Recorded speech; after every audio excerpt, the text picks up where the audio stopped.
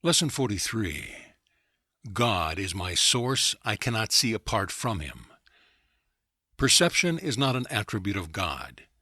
His is the realm of knowledge. Yet He has created the Holy Spirit as the mediator between perception and knowledge. Without this link with God, perception would have replaced knowledge forever in your mind. With this link with God, perception will become so changed and purified that it will lead to knowledge. That is its function as the Holy Spirit sees it. Therefore, that is its function in truth.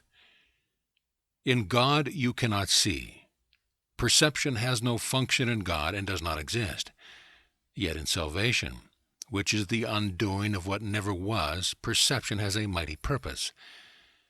Made by the Son of God for an unholy purpose, it must become the means for the restoration of His holiness to His awareness. Perception has no meaning. Yet does the Holy Spirit give it a meaning very close to God's. Healed perception becomes the means by which the Son of God forgives His brother and thus forgives Himself. You cannot see apart from God because you cannot be apart from God. Whatever you do in Him, because whatever you think with His mind. If vision is real, and it is real to the extent to which it shares the Holy Spirit's purpose, then you cannot see apart from God. 3 5-minute practice periods are required today. One as early as possible, and another as late as possible.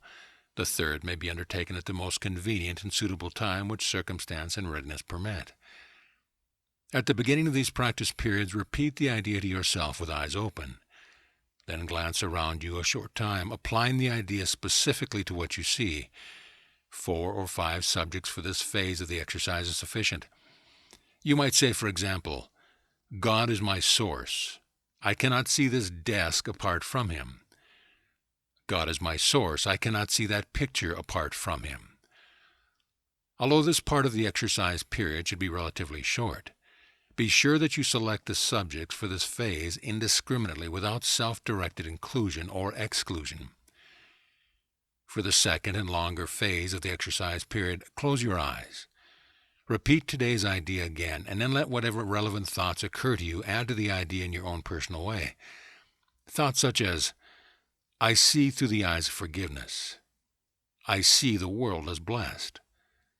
The world can show me myself. I see my own thoughts, which are like God's, or any thoughts related more or less directly to today's idea is suitable. The thoughts need not bear an obvious relationship to the idea, but they should not be in opposition to it. If you should find your mind wandering, if you begin to be aware of thoughts which are clearly out of accord with today's idea, or if you seem to be unable to think of anything, open your eyes. Repeat the first phase and then try the second phase again. Do not allow any protracted period to occur in which you become preoccupied with irrelevant thoughts. Return to the first phase of the exercise as often as necessary to prevent this.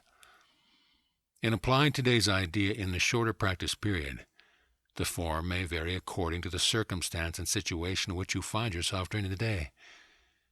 When you are with someone else, for example, try to remember to tell him silently, God is my source. I cannot see you apart from Him.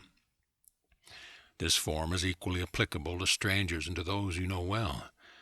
Try, in fact, not to make distinction of this kind at all. The idea should also be applied throughout the day to various situations and events which may occur, particularly to those which distress you in any way. For this kind of application, use this form. God is my source. I cannot see this apart from Him. If no particular subject presents itself to your awareness, merely repeat the idea in its original form.